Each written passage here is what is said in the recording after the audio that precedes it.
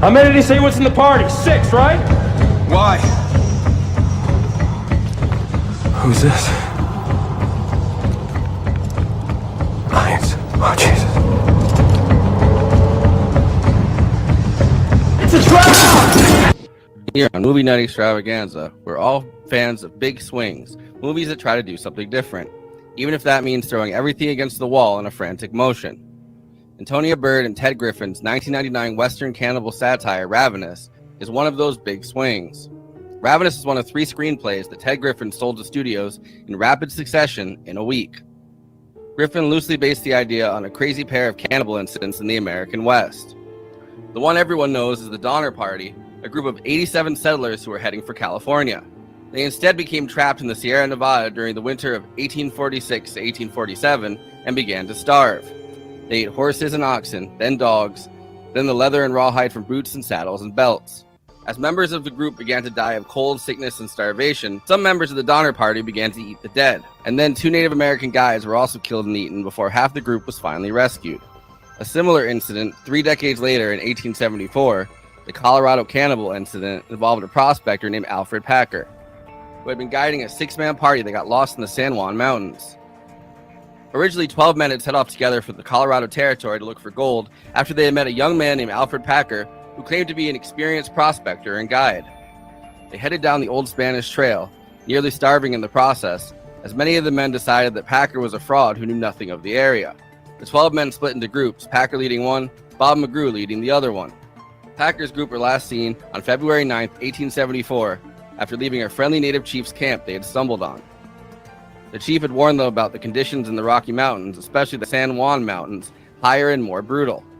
They were offered shelter and food for the winter, but Packer's group declined and took off. On April 16th, 65 days later, Alfred Packer wandered out of the woods alone at the Los Pinos Indian Agency. He was given food, but kept throwing it up, claiming that because of his near starvation, he could no longer hold food down. However, he didn't look like he was starving. He looked well fed. Later, members of the McGrew group began showing up at the Indian Agency. They quickly started poking holes in Packer's story that he had been left behind by the other 5 and was left to freeze. Packer's story kept changing, and the McGrew group kept hearing that Packer was using the wallets of other group members. It was then that tribesmen showed up with dried human flesh they had found, and a council was convened to get the truth. After his first testimony, Packer was caught trying to kill the clerk who had taken his statement. This is when Packer admitted to cannibalism, but claimed that the pact had been made that anyone who died could be eaten by the other 5. However, by this point, the McGrew group started talking about all the suspicious behavior they had originally witnessed, and that they believed Packer was a criminal and a thief. The McGrew theory is that Packer murdered the group, intended to rob them and make a hasty retreat, but got snowed in and began eating the bodies. Packer was detained in a makeshift jail, while members of the agency, McGrew group, and law enforcement went searching for bodies. Finally, the 5 bodies were found, skulls smashed, all in various states of decay, and a path to Packer's shelter. However, upon getting to Packer's makeshift cell, it was realized that he had escaped. He'd be caught in the 1880s living under the name of one of his potential victims in Wyoming, tried and convicted. This story made a huge sensationalist headlines across the country as the Colorado Cannibal. Ravenous takes these two stories and turns them into a satire about manifest destiny and American consumption. Manifest destiny. Westward expansion. Come April, it'll all start again. We get the story of Lieutenant John Boyd, played by Guy Pearce, a coward fighting in the Mexican-American War in 1847, who sees his entire unit getting slaughtered but freezes and then plays dead, which leads to his being taken to a Mexican fort as a dead body. During this trip, he is continually splattered by his commander's blood that gets in his mouth, and he begins to drink it. He is given extra strength and power by the blood, which he uses to overpower the Mexican fort. Ravenous is like a vampire movie in that eating human flesh gives the cannibal strength and powers and also heals all wounds. However, confessing to what he did and throwing up after seeing raw meat, Boyd is drummed out of the army and shipped off to California's Fort Spencer.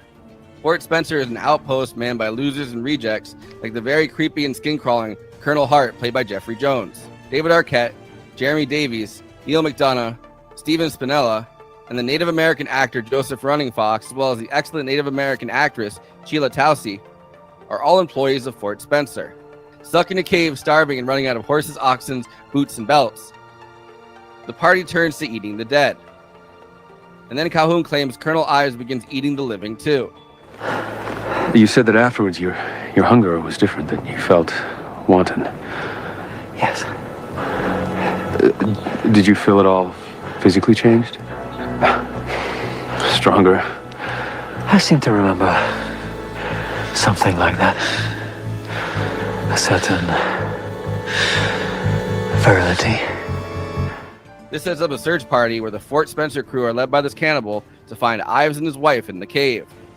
However, once you taste human flesh, you're left with a constant craving, and things quickly go south. Everyone in the party, except Captain Boyd, are seemingly killed off, and Boyd returns alone. Native Americans believe in the story of the Wendigo, an all-consuming greedy monster who feasts on humans. These traditional legends are cautionary tales about not becoming selfish and letting consumption take precedence over the needs of the group. The cannibal, supposedly known as Calhoun, who returns as Colonel Ives, is apparently one such Wendigo.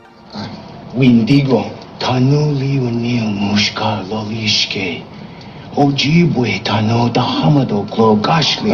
It's an old Indian myth from the north. Wendigo, Mushka Ki Ilo, Tanu Temlu. A man eats another's flesh. It's usually an enemy. Ives' plan is to consume the settlers who have consumed their way across the West, feasting on those who have ravaged the country sea to shining sea. They are flooding in, searching for gold in Northern California's mountains. So Ravenous becomes a metaphor for manifest destiny. Quite a crazy feat for a cannibal Western satire that's basically a vampire movie.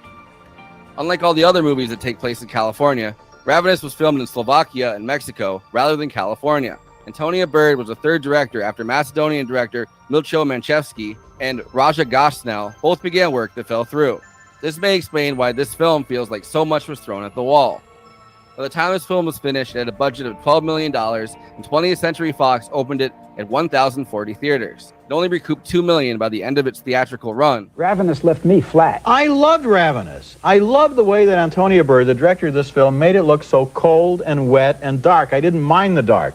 I love the fact that in the movies you can see darkness. It's not all kind of daylight like on television. And I like the fact that these people are involved in this kind of cross-fertilization of a cannibalism movie and a vampirism movie. And I also like the comedy. It had mixed reviews from critics. Among its fans, surprisingly, was Roger Ebert, who praised it for avoiding the cliches of the vampire movie using cannibalism and the cliches of the cannibal movie using vampirism. You know,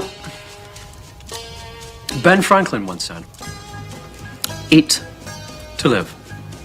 Don't live to eat." Huh? Well, it's an easy decision, Boyd. You can either famine or feast. Live or die.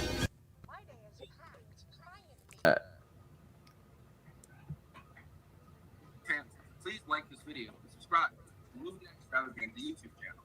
Hit that bell to get notified whenever we're streaming. Also, we are now monetized, so if you have any pressing questions during this live stream, send us a super chat, which helps me keep the show running, which I'm obligated by international law, human rights law, to answer. We also have a Patreon, patreon.com/MovieNightExtra. All of our after parties are on there forever.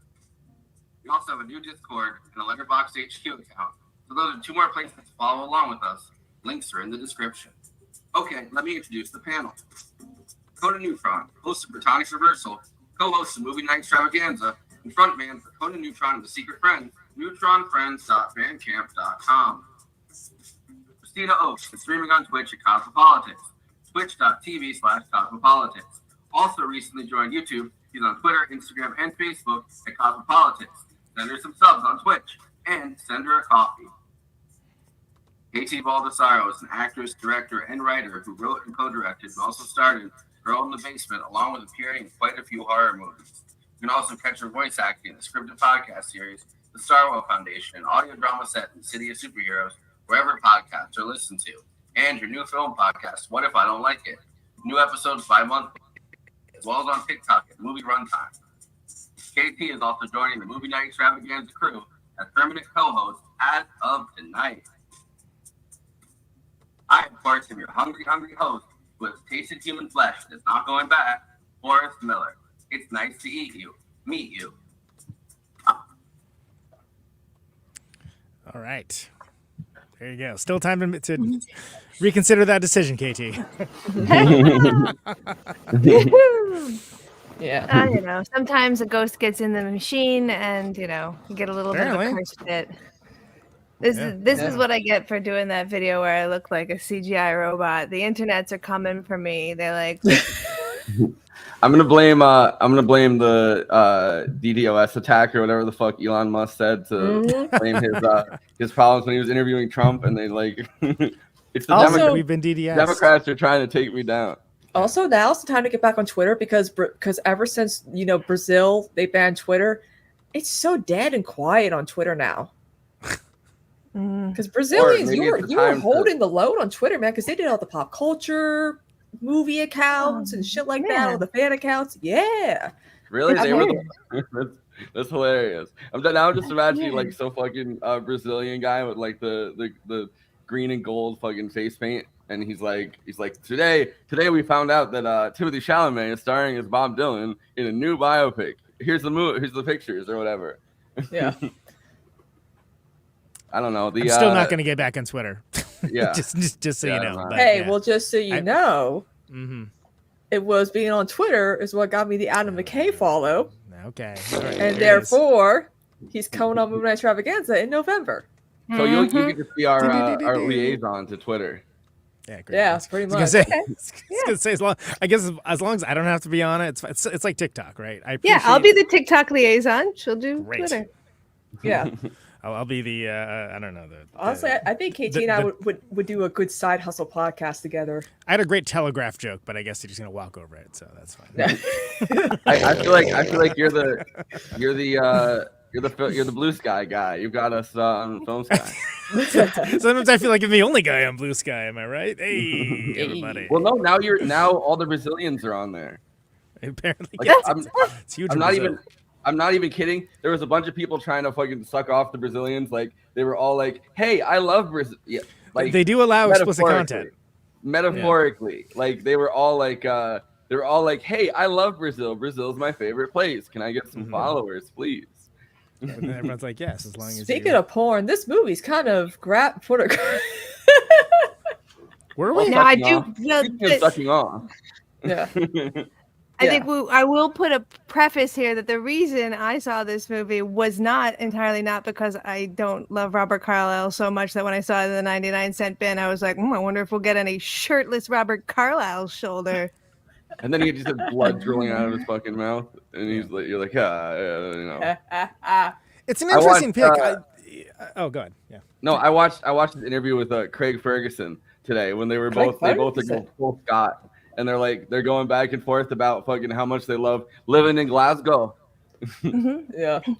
Well, anyway, Robert Carlyle does that really classic scene in Trainspotting where he's almost unintelligible for a period. Like he's it's like his brand identity proposition is that character, which is written that way in the book too. So that's fine. Yeah. No, I was just gonna say that I love the movie The Proposition. Written by Nick Cave and directed by the fellow that later did The Road, another big feel good movie of the year, and fantastic Western. But like when I was watching it, because Guy Pearce is in that too, I was like, wow, it's crazy how good Guy Pearce is in a Western. It's surprising that's never happened before, without realizing that this film had happened like 6 years earlier. Because weirdly, as much as this should have been on my radar, I knew nothing about this movie. Nothing. I thought you were talking about like there was like some horror movie came out a few years ago. Like it's kind of a nothing title, frankly. Like, let's be clear. Like what does that mean? Like it's not even the only Ravenous. That could be an Anthony Bourdain documentary or biopic, you know? Like, yeah. It could mean a lot of things. I think it's fitting when you know the movie, but it's like this is like I feel like this is something I should know. Like it's a genre mismatch, right? So it's if they had played it differently, this could be a sci-fi movie. This could like go some real cowboys and alien stuff. But and then there's farcical elements too. Like it's a satire, but also it's like serious. And in such a way that it's interesting. The last thing we did was Starship Troopers, because it's like I don't know if just like with that movie, I don't know if people would have picked up on it then, because I feel like there really wasn't a lot of people examining, other than like Howard Zinn and like all the normal folks you would think of, examining this part of American history, and with that eye. And it's not like this is an explicitly political movie or anything, but it's definitely like, oh, this is, you're getting like the bad side. Like when he just kind of, spoiler alert, by the way, for a movie that's like 25 plus years old. But when he's just like, oh yeah. And then when they come in, we'll just get them. And like, what does he say? What does he say? It's like, oh, but, fewer mouths to feed, literally. I mean, he's talking about capitalism. Yes. Yes. He's talking about forming a corporation with these other guys, and we'll just consume everyone else, but we'll rise to the top. So fuck the lower beings. Exactly. Yeah. It's our time to shine. I think it's quite literally like California is such an interesting symbol of that capitalism, because they're literally like everyone's moving there, everyone's flooding there, right? Number one, to finish the American experiment, as they say, and like get to the other side and touch the fucking other part of the Pacific Ocean, but also just to get gold out of the ground. Like gold there's rush. The belief that and there's just like the belief that like, oh, anybody can strike it rich, and in that in that rush to strike it rich, literally turning up the soil, destroying everything around it, like messing up like thousands of years of what Native Americans had not probably disturbed to that extent whatsoever, right? Like and just exploiting the resources of the place. There's no bigger, I think, metaphor for the actual complete destruction that capitalism does, whether it's America or Latin America with the Spanish fucking literally trying to get everything they can out of the mines and killing hundreds and thousands of people in the process. Like I mean, it actually, it's again the concept of manifest destiny actually being questioned as like maybe that wasn't such a good thing. Again, if you weren't reading like the kinds of books that I was, like that certainly wasn't a mainstream American cultural idea. So it's interesting to see it presented in this way, which is sort of like, hey, let's throw this in and like have some genuinely funny moments about it in our cowboy cannibal movie. Almost an Holocaust. I don't know why. Because cannibal Holocaust go together pretty well. But you pulled something really interesting to pull that scene first. Like, not only are they talking about manifest destiny, they're talking about, okay, so people will come here because of their own greed, and then we can take advantage of their greed, which is what? Investment bankers. Like, that is such an American concept. Like, we'll just make a business out of taking advantage of people trying to make a business. Yeah, speculation is the term that everybody used for it's everything from like investing way too much money in government bonds to and just trying to like rape the fucking public purse to like like the very concept of Wall Street to every America is based on speculation, and that very much goes into like the whole manifest destiny settler mindset, because as they go across, they're taking these huge gambles to try to make a profit, and what are speculators doing but betting on risk? So that is intertwined, and it's also the idea of consumption throughout this whole movie. They make that like they hit that on the head more than anything else, right? Like because they're literally consuming the flesh and body of the same way that I like that they point out it's literally the same as like the body of Christ, and then he has like the picture of Christ on the. Like, when I was 15, that was the first time anybody had pointed that out to me. My mind was like, boosh. And I'm Catholic. Christ compels you. Hey, same here, technically. Technically started Catholic. Yeah. Not me. As I've mentioned oftentimes, I did not really grow up religious. So all this stuff is even weirder for me. But the idea of like there's other cannibal media, especially since then.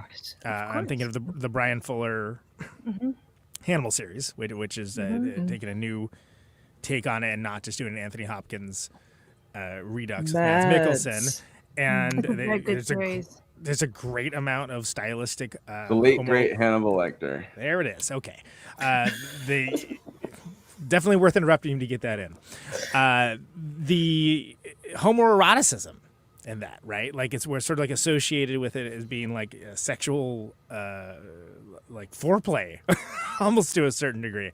And then you have something like, I guess the only Luca Guadagnino movie I like so far, Bones and All, which is definitely like played for that, but it's also played in that same way, like it's like a vampire. We think of it as a vampire style story because it's these creatures, these outcasts are gathering together for their niche interests. Their survival depends on something that's not looked upon as normal within culture. And I think that's it's interesting. It's a little forward for that story. But again, I would say it's not as bad as like calling freaking Conan a sorcerer, which is like, come on, dude. You just did The Exorcist. What do you think people are going to think this is about?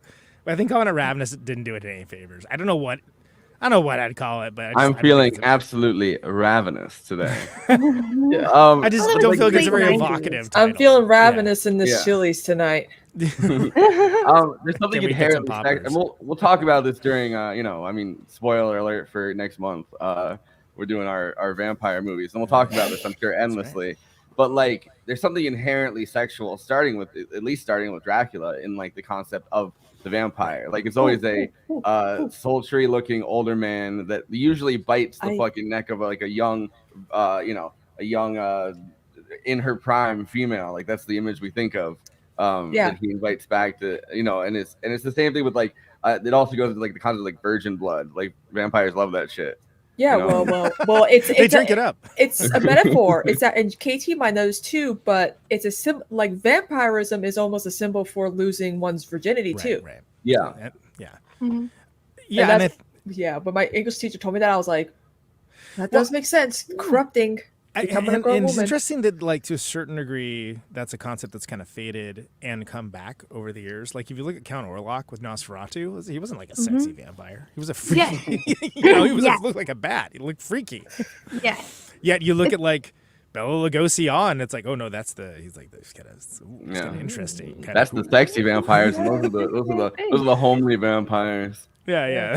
Those are the and ugly vampires. And then you get like What We Do in the Shadows. Like, oh, these people are goofy now. Yeah. Well, that's they make them the most human of all vampires, just ironically. Yeah, they're bitching about their roommates. It's a whole. I mean, I guess we might as well announce a series. We mentioned half the movies already.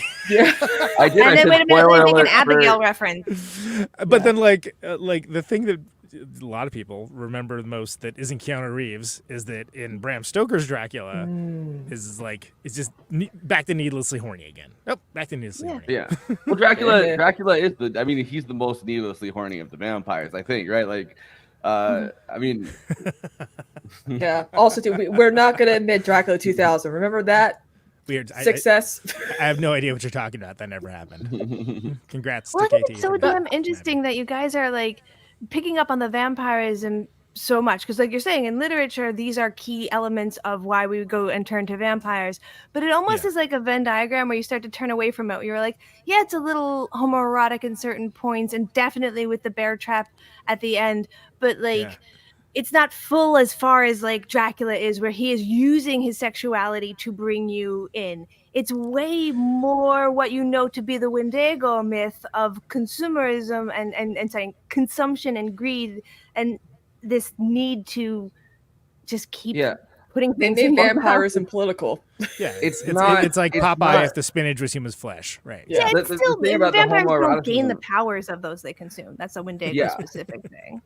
But I think the homoeroticism is interesting. This also because as you say, it's not a laid trap or something. The homoeroticism is literally between Robert Carlyle and Guy Pearce. Like He's the only seduction he really uses throughout the course of this movie is he attempts to seduce the other, like the younger, more like virile and he's being invited to be like a partner in the corporation, basically, more or less. I mean, the corporation of we're going to get, and that's where the sexuality is. Yeah. And this is exactly what Ebert was saying. Like he gets this script gets to so deftly choose the bits of vampirism that are fun and the bits of the Wendigo myth that are fun and make this like middle ground that's really, really, really fascinating. I got down this rabbit hole of looking at a thing called Wendigo psychosis that seemed like, oh man, that could have been a big inspiration as well for why this wound up this way. Yeah, I don't exactly understand, so maybe you can explain it a little bit. But what I understand is it's a fear that you're hungry for human flesh and that you're going to turn into a cannibal is like because it's I think, right? I mean, you could better explain it. And it also leads into like this selfish persona that you have. People believe that you've been possessed, but it's actually more of a psychological phenomenon. What's so interesting about it is that it is one of the few ones that is supposed to be culture bound. So it's only really seen in first world nations. And that makes me again think like, why does Ravenous get overlooked? Why did we miss this movie? And I think a lot of the key aspects of it are things that just didn't quite resonate with the people of 1999 that viewers now can go back and be like, wow, okay, I get it. Ahead of its time. Consumption was just good. like Starship Troopers. Like, but like the idea of consumption, right? Like we were in the new century, it's technology. It's everything was going to be great. It's like the fucking .com bubble. The first one that we always kind of mentioned was like, in the process of happening. Like there's so like, it's an idea that like, oh, consumption is modernity. So a movie that's like, hey, maybe consumption is not only predatory, but like, literally embodied in these myths, because that is what the Wendigo myth is. It's like, the myth is supposed to be like a cautionary tale in the way that like the Brothers Grimm kind of are in some sense, where it's like, these are people who have turned away from community and have decided that the only thing that they can do is consume, which is it's interesting. Number one, that like, that's literally a different definition of the white settlers that came to America and, consumed their way through it and butchered the like Native Americans. But also it's part of the reason I think why Native Americans themselves, they weren't consuming and exploiting the resources of America the way that we did. Like literally it's baked into their thing. Hey, maybe we shouldn't do this. And even if you do this, not only are you a dick, you're kind of this mythical creature, the Wendigo. Like destructive and harrowing mythical creature. Should I? And I mean, there was I want to say, I can't believe I'm going to reference a Game Boy game, but there was a Game Boy game that like involved this mythology within the Final Fantasy world, I think, where you could, if you killed certain creatures, if you ate them, you would acquire their attributes, which is sort of like, oh, that's interesting, because that was my first experience to that before knowing anything about the actual myth of the Wendigo, anything along those lines. And I feel like there's not, like, even werewolves have been like better represented in monoculture media than Wendigo. I mean, like Wendigo's just sort of like, you're like, oh yeah, didn't he fight Wolverine once? Yes, actually, that's true, but that's not the point. It's something where it's a if you know kind of myth, which is how all myths used to be to a certain degree. Yeah. And then, but the consumption of flesh is so intrinsic to that myth. And the fact that that's do you want Wendigos? Because that's how you get Wendigos. It's kind of interesting how like vampirism and cannibalism have all like, there's different like variations of how like to be turned into one. I mean, we're watching Dark Shadows right now, the soap opera, every Saturday on my stream. Yeah. And a lot of people are like, well, how come he bit her once and she doesn't want to go near him? But now all of a sudden she wants to be near him. I'm like, soap opera vampire logic, I'm assuming like that's every vampire turns a certain way. Like it's like how zombies can run and sometimes they can't run. Well, because they're compelled to do it, because that's part of the process of that addiction. That's the process of that transformation. Is the interests are going to change in that same way. That it I think it's depicted well here, and it is akin to a drug addiction. Yeah. And part of that is what it does to you and how it makes you feel. And part of it is sort of like, I am better than those around me. This is fodder. This is something to eat that's around me.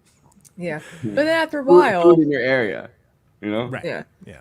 But after a while, it gets too much that you just don't have like that same feeling as you once did with said Because you're drug. chasing that high, just like heroin or something. Right? Yep. Yeah. You're hitting all of the themes as to why Wendigos were included in Girl in the Basement. I asked the question, what if you eat yourself? Do you become exponentially stronger? The first time I heard the story of the Wendigo was Scary Stories to Tell in the Dark. That they have the books where it's like all of the American folk stories pretty much. And one of them I remember in the first one is the wind going Wendigo, which I don't think it explained fully the cannibalistic part of it, the way that Native Americans myth exactly went, but I do remember that, and I remember being very creeped out by it and wondering if like the wind is gonna speak to me or something, because I was a young reading those. I loved it was almost like chasing a high in that. I loved reading a bunch of as many of the scary stories as I could, freaking myself out at night and then being like just anxious, and then I would do that, and then it's like heroin or addiction to eating human flesh, except for with reading. It's like when my mom and dad were like, we used to watch Dark Shadows from behind a couch, and I'm like, it's not that scary. She's like, oh, it was for us. I'm like, you were 2, get over it. And then your bank account drains, and they charge you a separate fee on top of that for having no money. You're like, a scary story. Holy shit! This is bankers overdraft aren't real, are they, Mom? The scariest stories always have a little bit of truth to them. But, we do love scary stuff when we're young, and that's part of why I really love this. I did come to it pretty young, but I thought it was still so scary, but still kind of fucking funny, right? Like it still has really laughable moments. Yeah. Which kind of took me off guard because again I didn't know anything about it, so I was like, "Oh, am I supposed to be laughing at this? Because it's pretty funny." I didn't want to tell you guys anything. I just want to go watch it. Yeah. The funniest line I think in the entire movie is he has his gun and he shoots a bunch of times, and then the gun fucking locks and he goes, "That is so annoying," and then he fucking gets the knife out of the guy instead. There are 3 lines I quote from this movie all the time. That one, run, and that was very sneaky of you. Yeah. Those are all good. So good. That's such Best a good dying line of any villain. Yeah. Yep. He really hammed it up with the way he dies too. He's like, yeah, it reminds me of a good 20 seconds. Before I go, it's like the more low key version of Paul Rubin's death scene in Buffy the Vampire Slayer. Yeah. But he gets to ask that fantastic question, like, if you die first, I will eat you and live. So what's the game plan here? Yeah. It's a crazy. Well, think about the fact that in Westerns, right, when there's someone where there's a death at an end, it's like a sacrifice for some greater good or to stop something from happening, to stop some horrific event from happening, from some evil character to triumph. But in this case, whoever dies first, like by dying first, it's the other way around. You're going to be empowering the bad person. Yeah. So it's just, but also they're both in the bear trap together, so that's not really like an option to accelerate things to a certain degree. It's an interesting, almost logic problem to a certain degree, and that's probably the thing that I was most intrigued with at the end. I was like, wow, that's I've never seen that before that I can think of. It's also like a race, like one of those race to the finish plot things, right? Like plot devices where it's like, just don't die first, and it's like, yeah, I mean, I guess you have control over that, Well, it's so interesting because Guy Pearce's character, excuse me, again and again is kind of like the living embodiment of evil prevails when good men do nothing. And even at the end, he's like, "Oh, you pushed him into the bear trap. Just keep going." And he's like, this is as much as I can give you right now." Yeah. I like that. So there's a clip that I saw where it's Robert Carlyle talking about the process of making this film, and he brought Antonia Bird on because they're like, they were lifelong kind of collaborators, and business partners. Like that's his favorite director to work with, and he was talking about he was very aware of the homoerotic nature of his relationship with Guy Pearce. And he was like, yeah, I played that the fuck up. Like that, like we went out of our way to be like as homoerotic in those scenes as possible. There's a scene I guess they got cut out that I was watching him talk about where when he goes and he stabs the guy in the beginning or whatever, that like, you know, when he tells him to run, like that guy, like when he stabs him, originally he stabbed him in the ass with like, because the knife's a retachable knife, and he stabbed him in the ass, and then they're like, yeah, we can't use this, it looks too funny. And he was like, damn. They were shooting all of that.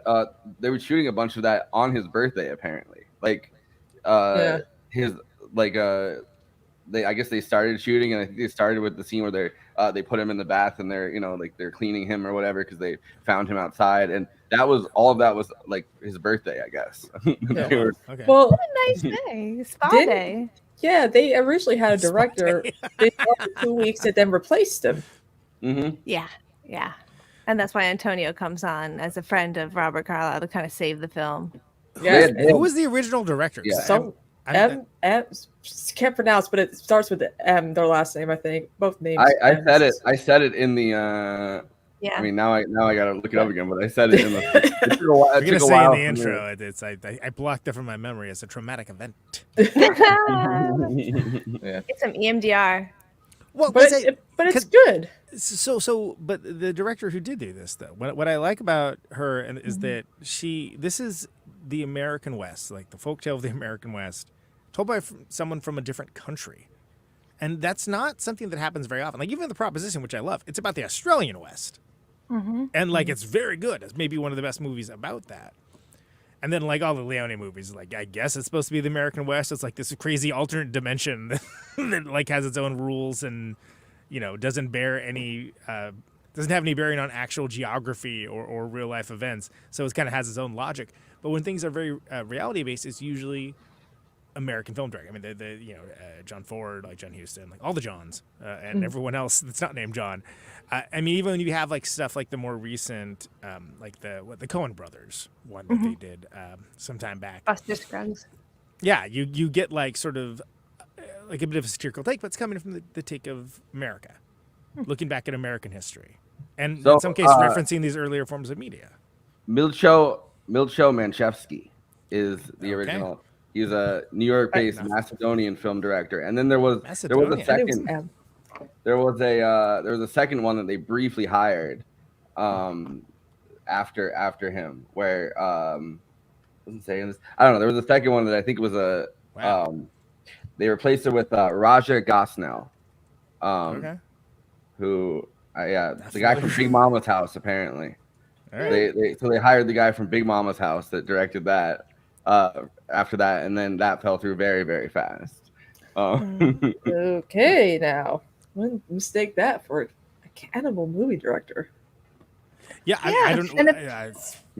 How do you pick a female one as well? Like it's pretty rare to wind up with a female director doing horror who isn't American, doing an American Western. Like maybe that's part of why it feels so unique and it feels so interesting. Yep.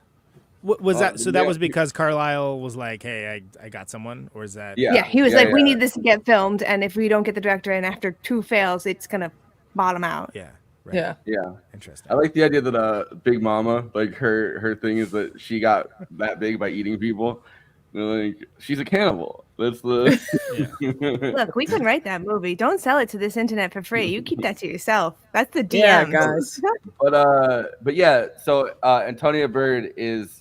Like not only like a close collaborator of Robert Carlyle, they're like business partners and like very close friends. So it was like his director, I guess. You know what I mean? Like he was like, yo, I can get my personal director in here. They had worked together before, and he knew that she could bring some sensibilities to it that would make it interesting, and hopefully. And she did. She definitely did. Yeah. Okay. Cool. Well, sadly, she passed young.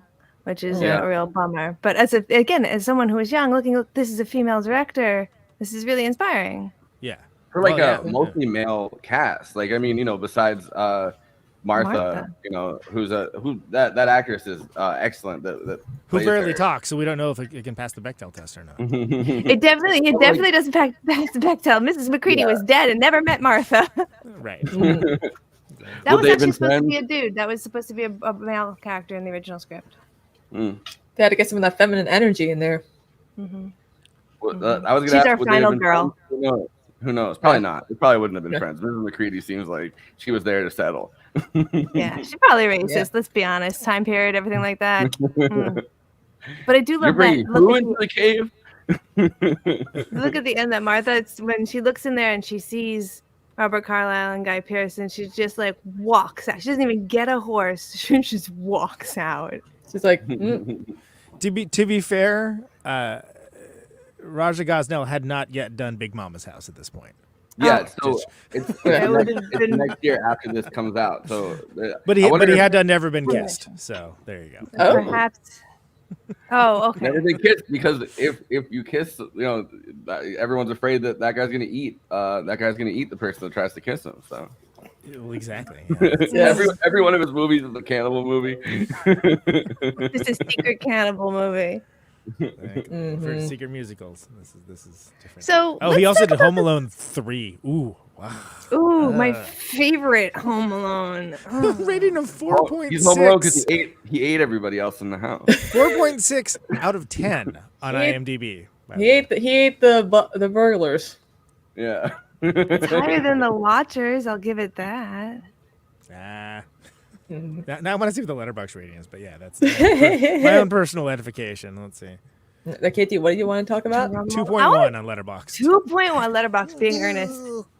Soundtrack. I thought we would talk about the soundtrack. Abby Garside in the chats was saying, let's talk about this wild soundtrack, because the other movie that I'm always harassing you guys to do an episode about is Lady Hawk. So it's very clear that I have a problem with movies that have soundtracks that don't exactly match them, but I fucking love it.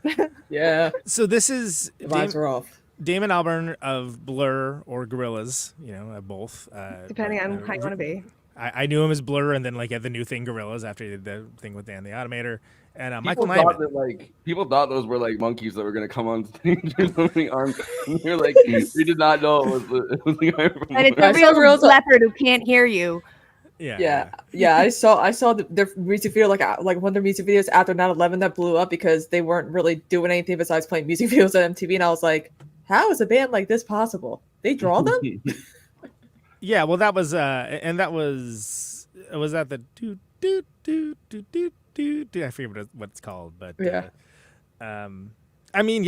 to a certain degree, if you're for a certain type of nerd, that was something of a super group, but it was deeply inscrutable because they all used aliases, they only showed up as animation, et cetera, et cetera. But yeah, you have to understand, for me, this when that happened, that wasn't I've heard people be like, oh yeah, I guess the guy from Gorillaz had a band before, and it's like, okay, you sweet summer child. You have no idea of anything, and you should pretty much stop talking about music. Have you heard? There was this huge rivalry in amongst that sort of latter-day British music world between Pulp and Blur, and there was this whole who's gonna get the crown, in that way that the Enemy and all these British rags would just hop up. And the thing about Damon Albarn is he was known for being more charmingly incorrigible, but he was someone that was in the news for reasons not always associated with music. Also, handsome dude, right? So a lot of the stuff he was doing with Dan the Automator, which eventually led to Gorillaz, was him much look, I know music. I know music, and I'm good at doing music, and I'm going to do something totally different to more or less amuse myself, to show you that I can do more than the one thing that you know that I can do, which is most people just know a few songs anyway from those respective bands, and he's in a weird situation where, this is very clearly do whatever you want. All right, I am, and then they were like, okay, cool, rather than oh no, you need to change all of this. Yeah. Because this is a crazy soundtrack, but not a bad way at all. Just there's incongruent elements of with the weird banjo plucking, and then the banjo plucking is great.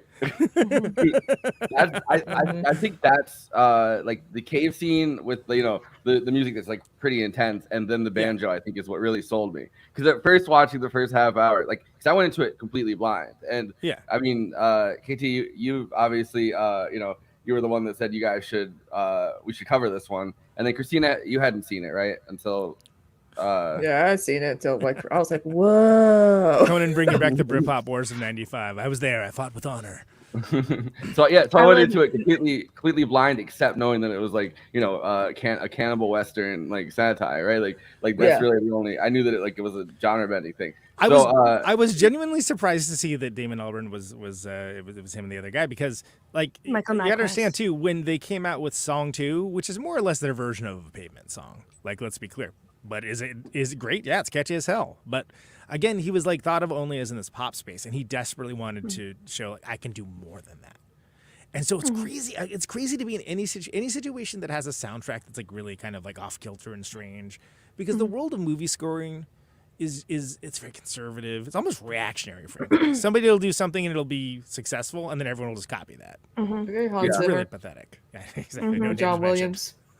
Yeah, you don't get very much difference in that kind of depth of what you get. Although those people do it very, very well. Let's admit, Hans Zimmer, when he does it well, is quite well.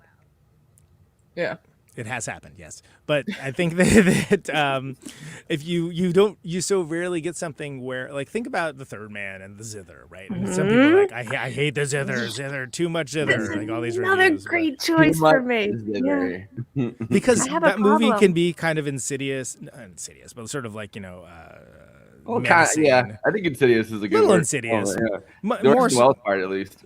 Yeah, more quiet and menace and whatever, and then have like the most like zoink, zoink, zoink, soundtrack. Ding, ding, ding, ding, ding, ding, ding. It's like, oh, this is like jaunty. I don't want to interrupt Conan. I have a whole theory for why that works for me. Lay it on me. Let's go.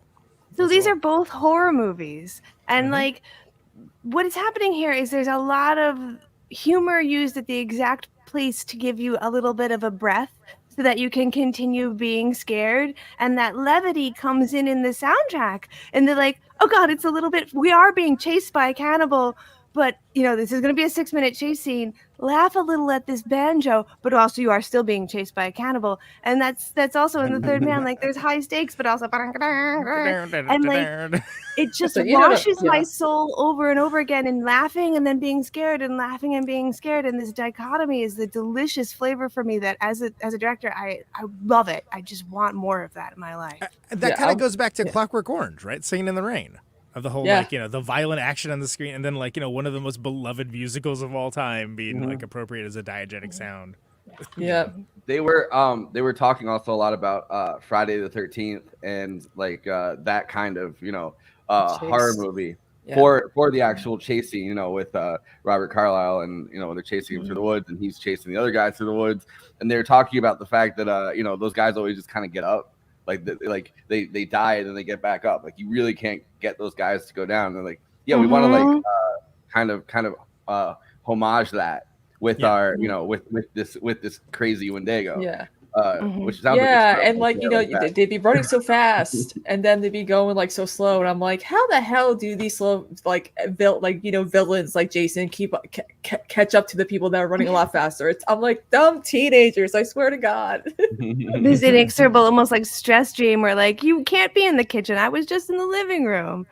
It's also interesting because this is something that was called Foster's Orchestra, which was them trying to get people who are not traditionally musicians playing instruments to be like Stephen Foster, which is like classic. I'll let Conan talk about who Stephen Foster is, so that I don't sound like an idiot in front of an actual musician. No, you're anything but. But before we talk about that, the torture scene in Reservoir Dogs, Steelers Wheel, amazing. That's like one of the. God. I mean, there's plenty of Tarantino examples, but that has to be one of them. That's also a favorite scene of mine. Yeah, or like the scene in the Suicide Squad when Harley's killing all the people with "I got" like an upbeat song. Right.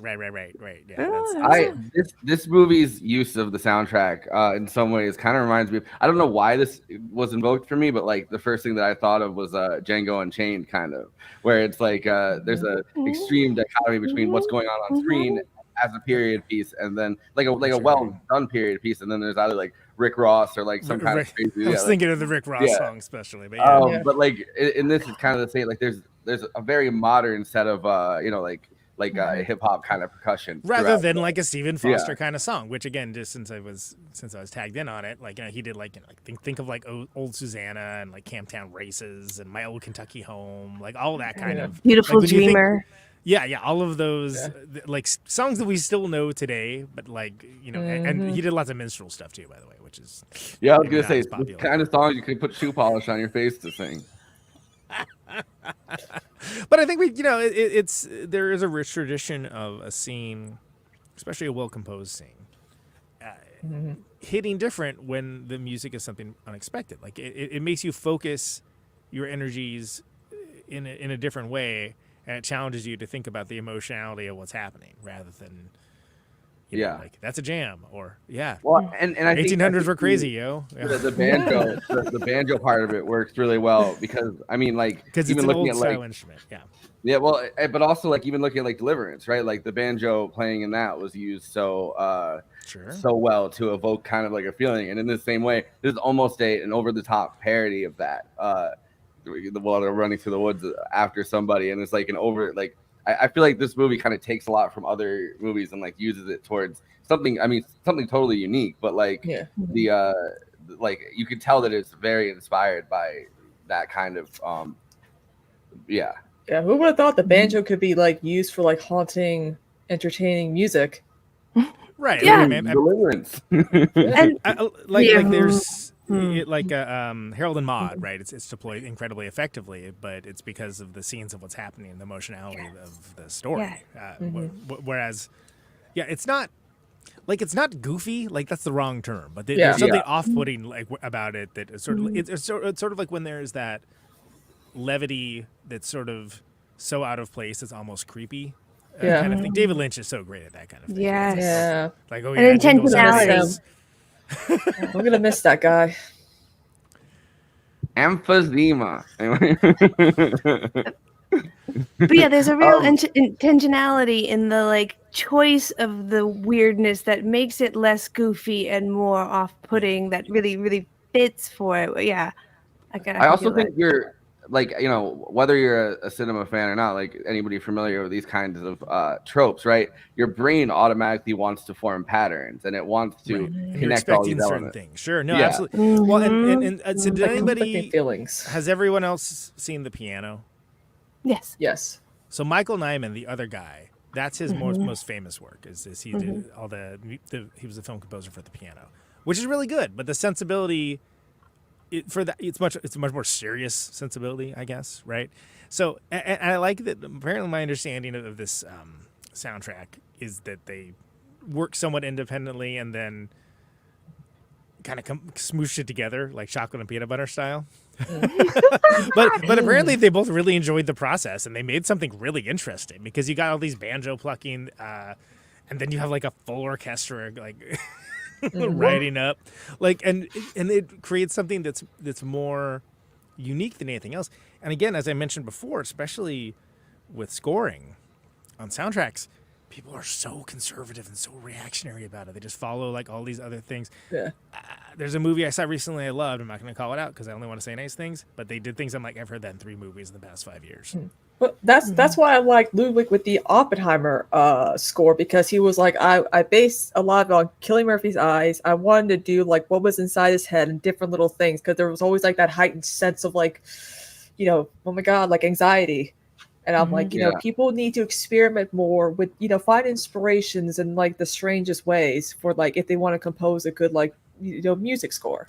Well, he doesn't come out of the world of film scoring. He comes out of the world of like, you know, hip hop production, which makes for a more interesting like mindset, I think, going into like, because if you look at somebody like Hans Zimmer, right, like they're just a film, like that's what he does, like he's a film score guy. Well, so not to try to correct you, Snap or otherwise, but Nyman's coming from a more traditional score. Oh, I meant Ludwig. I was answering what Kristina said. Yeah. Right. But I think that you have in this, you have a bit of both. And that's one of the reasons why it works really well. Because as a musician, if someone's like, hey, I got this film, I want you to score it. Great. What do you want to do? Oh, anything you want. That's horrifying, by the way.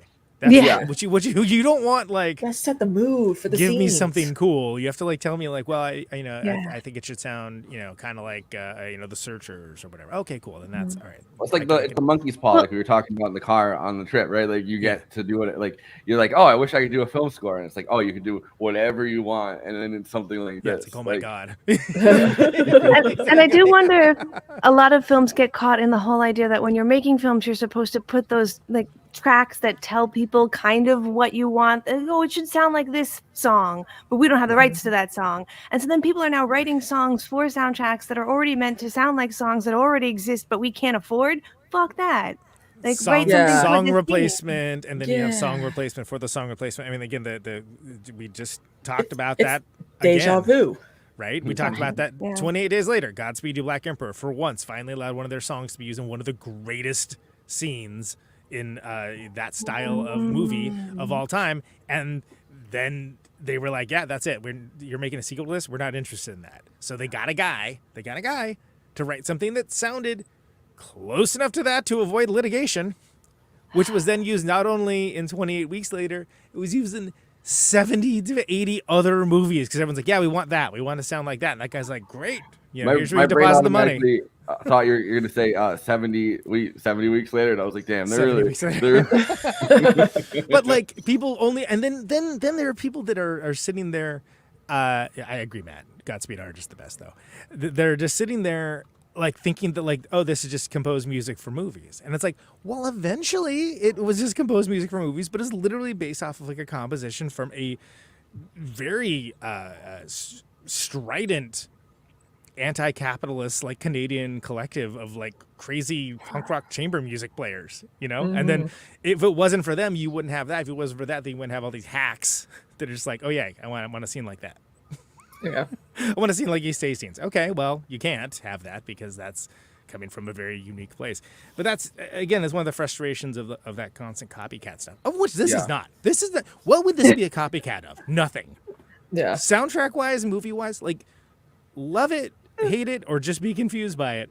This film's doing its own thing, man. Yeah, I didn't know what to feel in certain scenes. I was like, "Am I?" I mean, I'm so desensitized to horror, but I'm like, "What am I supposed to feel in this scene? This music is really not helping me." I definitely like the twing, twing, twing, twing, twing, twing, like that whole, because they throughout the entire movie, right? Like that's a repetitive motif, even in other. That's exactly how David Lynch is. Yeah. Is that the term we learned during? I put this up so you could do your impersonation for us, by the way. That's why I put it. There's a wind, more wind, and a hint of bubble gum. Hearing a lot of that this week. We were driving in the car from Philly back to New York just City, David Lynch. And I was like, kind of like tired, like at the point where you start getting very, very silly about like everything, and so I just started like reading every billboard in the David Lynch voice. I was like, personal injury lawyers, like fast food, like, oh my god. But I think again, like, but we're so used to now, especially with scoring, it is trying to tell you how to feel, right? Just as much as like dialogue will be telling you how to feel as well. And I think that we've become so used to that we think of it as the only way, which is so sad. That it's and again, there's sometimes that people are just terrified of not being overt with their score. Quiet Place should have been quieter, in my opinion. And I do think that there's this. A certain. Oh, hold on. Pause for the cat. Cat. Frankie baby. He wanted to be on camera. Say hi to KT. Hi, Frankie baby. I love him. I would die for him. Yeah. Yeah. I do want to say about. Yeah. So before we go off this, even though you might not know what to think about each song, I do feel like there's a certain extent to which the song does drive you. It's so sad to say that I own this soundtrack because there's no dialogue and I listened to it too many times. But there's certain parts in certain songs where it's in like a weird measure where it'll be like 6/8 and then 7/8, and you'll be like, I don't know why my heart feels weird. And like, well, that's okay. It's just the song doing that to you. It's Square Dance Prague. Yeah. I was just thinking about because Conan and I obviously went to go see. I mean, you guys know, but everybody in the chat doesn't. We went to go see Psycho with the 70 Millimeter podcast had like a live showing of it in Philly, and it was fun to do that. But I was thinking a lot throughout the entire, watching it with an audience. Like there were a lot of times when things would get extremely tense in the movie, and then there would be something funny or like that purposely funny, right, or like witty or something that would make everybody laugh, and you laugh to get rid of that tension. And I think that is in itself a very big part of what makes for successful horror movies or successful, I mean, even satire, right? Like, because satire, you can show one of the grossest things you could possibly see on screen, but as long as it's like paired with something either humorous or whatever, like the natural brain function is to laugh at these moments of tension, to relieve it. And good filmmaking does that to you. You can be like, oh, things are so fucking tense, and then like you burst out laughing at something that like if you weren't so tense, it might not even be as funny as it was. That's why I'm so excited to see the Rock Horror Picture Show with Barry Bostwick and an actual audience. Yeah, you should always do that movie with a group of people. It is elevated. Like you can. They're giving us prop bags. They're giving us prop bags. I'm like, I'm gonna get my own burnt toast, a newspaper, and a water gun. So I think that's at the beginning about virgin, like we were talking about virgin blood and the that being like a metaphor for the loss of virginity. There was a sequel to Rocky Horror that Richard O'Brien wrote, like a third one, Shock Treatment too. Yeah. And in that third sequel, they bring Frankenfurter back to life because there's like a spell or something, and the only way you can bring him back to life is like the blood of a virgin, and the kid ends up not being a virgin, so Frankenfurter comes back all fucked up. Yes. Like that was nobody would buy that script. The script is online, like somebody's got it, and they should take a risk with that. Why not? they're like, so you're a virgin, right? And he's like, yeah, and then he comes back and he's like, yeah, I mean they did make the movie, but it's very much different. Yeah, it's different than what they wanted it to be, for sure. And they made the there is a Shock Treatment movie. Yes. Oh no, I'm not talking about Shock. I'm saying they made another, like there was another one after that. Okay. So why?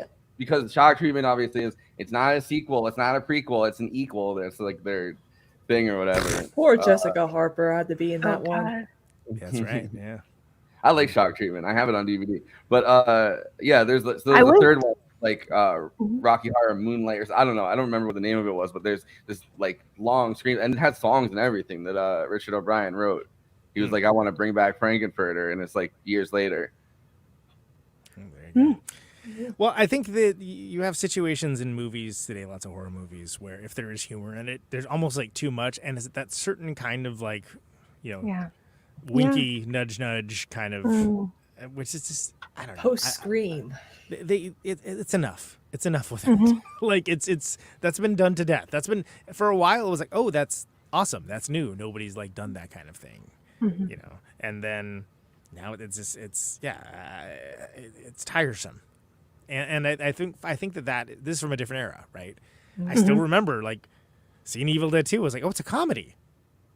Whoa, is this the one that still had the tree raping the girl in the first one? Because now it's a comedy? Okay. Yay. Yeah, it's a real fine line to walk. Like, how funny can you make it? We need the laugh to do it for us to saying. We laugh to tell each other things are okay. That's culturally why that happens. But if you're laughing too much, then you're pulled entirely out. So if the laughing pulls me out and you're also breaking the fourth wall in the style of comedy, how am I scared anymore at all?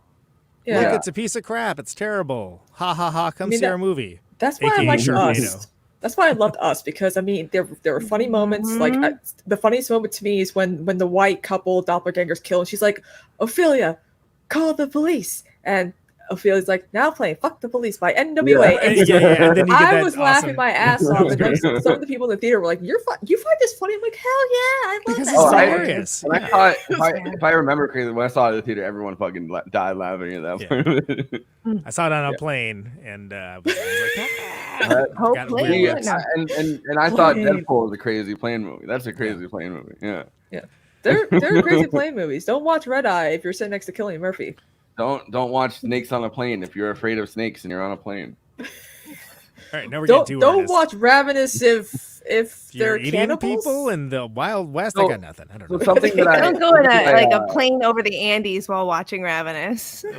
Exactly. Something that I heard Robert Carlyle say, because there's a lot of clips of specifically him talking about this. Like, I couldn't find really. There's some commentary from Antonia Bird, but like mostly it's him doing commentary for like this movie. In particular, people have asked him about it, and I watched something where he said that. And I don't necessarily agree with this because I think there's more than just this, but the cannibalism is the last real taboo, and they went into the movie thinking about how cannibalism is the last real taboo. I don't. I might disagree with that. I think there's more taboos than just that, but like the last. Do tell, Forrest. Do tell. What do you think those taboos are? Please. And our YouTube feed gets pulled. Yes. But like I do think that there's something to that. Like, you know, like they're touching a subject which is the last true like you know, like because I was doing the research for the intro and like looking at the stories from the actual. I mean, there's the Colorado Cannibal. Is like a famous one. Like these are early versions of pretty much like the tabloids, right? Like the 1870s version. Yep. Right. You know, and there's obviously the Donner Party, and there's like these really crazy stories that are obviously exaggerated, but are like, you know, oh, people are eating other people, and like they're titillating in a weird way. Like it's like there's something like almost like in the way that, you know, crime is covered a lot of times, where it's almost like angry and horny at the same time. They're like, yes, local news. I cannot stand watching local news because it's all about crime, this crime, that crime, and then here's our feel good story of the day. Bye bye. They love like when a dark black man murders like a white like young woman, like something like that, right? Like cannibalism is kind of treated in that same way by the newspapers. They're like, oh, look at this guy, like this is because back, I mean, they didn't have photographs yet. Well, I guess they kind of did at the end of his life, but they're like have like a drawing of him, and they're like, look at this guy, he's a crazy cannibal that we found. Remember the bath salt dude who ate that guy in Florida? Yeah, that went crazy. The whole thing was on video. He ate those couples' faces. Yeah. Bath salts, man. Yeah, let's think about where Carlyle was, though, right? So before this, you have, and we just talked about Danny Boyle, too, right? Like 1996, Trainspotting kind of is what brings him to most people's attention. Mm-hmm. And then he's got The Full Monty. Remember The Full Monty? The original one. They made that into a musical. Are we talking about more times that I might see Robert Carlyle in less than all of his clothes? Also, Once Upon a Time, too. He played Rumpelstiltskin in that. I don't care for that. That's a weird role for a sexy man. Yes. The Beast. He was in Angel's Ashes. I haven't seen that in a really long time. Yes, he was. And I saw that movie because he's in it. So this came out the same year as Angel's Ashes, and then World Is Not Enough. So he's in World Is Not Enough, which, of course, is the James Bond. Denise Richards is in that one too, just tying back the last episode. I don't remember anything about it. I think I've seen it. I don't know.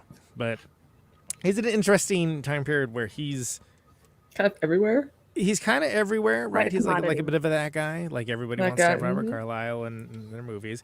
Guy Pearce, not doing so bad himself. You know, you got L.A. Confidential. You got Memento coming up, which we talked about. Yeah, I mean, they didn't know that, but neither did Guy Pearce in Memento. He wouldn't have remembered. To be clear, neither that's how that worked. Well played. Let me tell you. But yeah, the other thing is Priest, right? Like the movie that Antonia Bird's debut film had come out a few years before this, and like that's like, you know, the gay priest kind of, you know, thing that like that was happening at the time. Like I haven't seen that, but like I was reading up on the, you know, that timeline. So you have like his work with her coming out at the same time. Right. And then they get into like this whole thing where Antonia Bird ends up working with like she has her own crew. And on this movie, she did not have her own crew or her own, she has actors specifically that she likes to work with. And like, you know, she was very much, I was watching him talking about the, like the difference between a British director, a lot of times like serious minded British director, or at least her work, and how that differs from like American Hollywood directors. Cause this is a Hollywood film technically. I mean, even though they're filming it in like Slovenia, but it's 20th Century Fox that's financing it. And like he said something about how he said something about how they all got there on set and wanted to know like, oh, can you tell us where to stand, like all this stuff. And she was like, oh, that's not how I work. Like I work differently. Like I just start filming and then see if I can get like, you know, even the lines themselves are not necessarily fully like, what do you have to say? Like I want you guys to get into the mode of work, improvise and, like, a little bit, free flowing. Yeah, Mike Lee does that a lot as well, and that's one of the reasons why so many actors and actresses really love working with Mike Lee, because it's like considered a collaborative relationship, and if you aren't doing that, like, you're kind of not pulling your own weight, and he doesn't really want to. Yeah, you may get asked back. Surprisingly, again, Clint Eastwood does that too, which I'm like, Clint Eastwood does like the improv, free flowing direction of like lines and stuff. I learned this from John Lo Young when he did the Jersey Boys film, and I'm like, oh, cool. I mean, he's maybe as an actor who appreciates it. Yeah. Well, when you think about Clint Eastwood kind of getting his name through the Sergio Leone movies, right? Like, what you said in those movies was absolutely not an important part of them. That's such a good point, because Good, Bad, the Ugly, like the last 10 minutes is just 3 dudes staring at each other. Yeah, and it's amazing. It's so fantastic, but it's just dudes staring at each other, like looking hard, and you're like. And like the way it's shot and the editing, and you have Morricone's score coming up, and it's just like, oh my God, how is this intense? Nothing is happening. Yeah, like even to the point where like you can tell that everybody in every Sergio Leone movie, like they're all speaking different languages. Literally speaking different languages, which they do a bit of a nod to that in Once Upon a Time in Hollywood, right? But it's like, no, that's literally how we made those films. Like, this one's Italian, this one's German, this one's speaking French, this guy's speaking English. Doesn't matter. What are you saying? Doesn't matter. Again, it's the Old West, I guess, kind of. Like, it's this strange universe that is the spaghetti Western. Yeah. And you can see, I mean, which kind of, I guess, works in this, right? Like, this is another form of Western that is taking place in Europe that, like, it's its own form of kind of, campy Western, which I do think the Sergio Leone Westerns are pretty campy, too. Like, they're very over the top. You're so brave for saying that. You know what? Is Clint Eastwood mother? You know, because he's the head of camp. But yeah, like this movie is is like that too, and it's like its own form of, because the Western is such an integral part of like American culture that it's subdivided into all these different crazy categories, and this definitely falls into a lot of this anyway. Its own frontier category. But it's pretty far afield from, Stagecoach.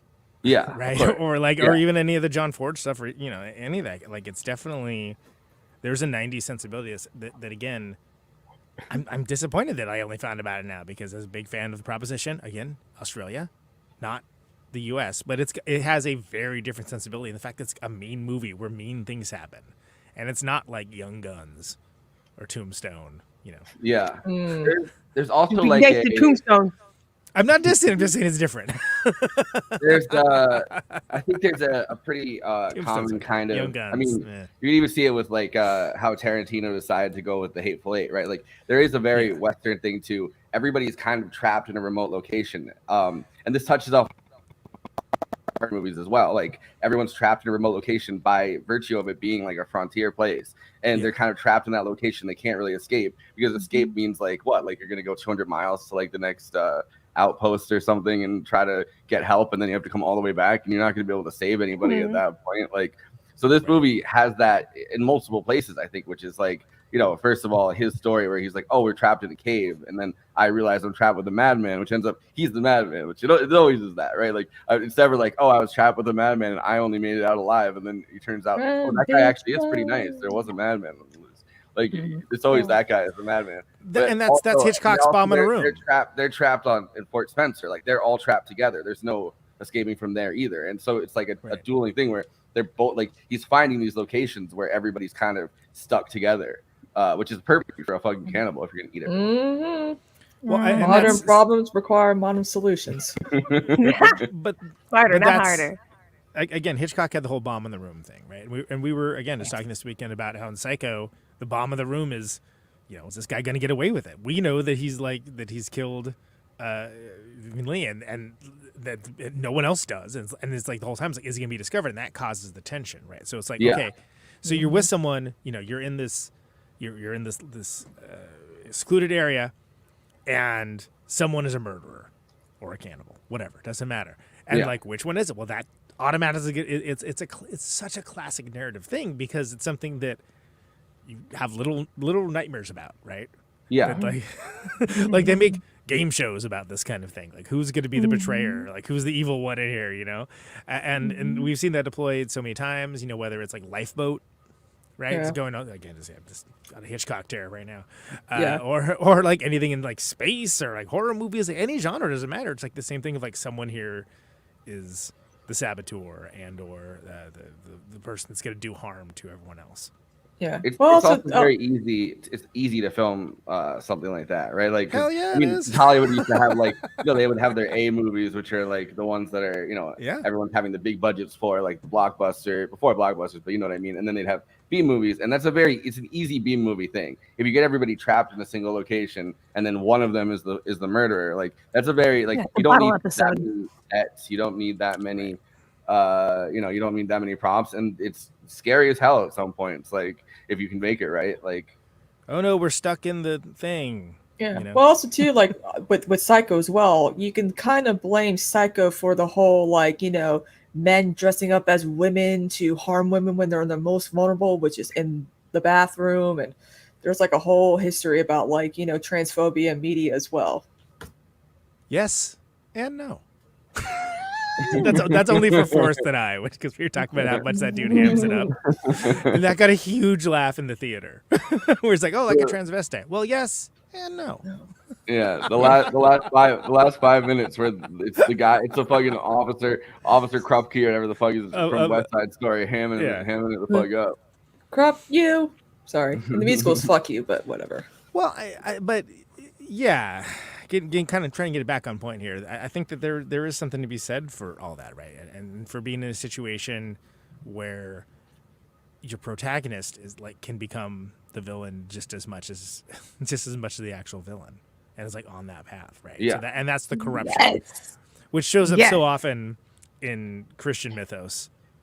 And you begin to doubt whether the narrator that you're getting from this is a reliable narrator. I mean, in this case, very much not, because from the very beginning, Guy Pearce is hiding from you the fact that he got a full mouth full of blood, and now he's also a Wendigo, like, or on his way to becoming a junior Wendigo aspiring. Yeah. Yeah.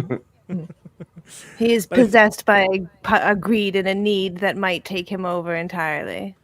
Yeah. I also like that he uses the blood the same fucking way that Popeye uses spinach when he needs to get back to the frontier. The guy like Riker, whatever, the guy that's the soldier is dead next to him, and he's like, "Well, guess the it's incredibly time." Prussian guy. Except for he was so strong. He got his strength. Yeah. He's like, I wish I didn't have to work out. Yeah, he's gotta eat some dudes. Just eat some juice. I'll just work out, thank you. Yeah. Like, exactly.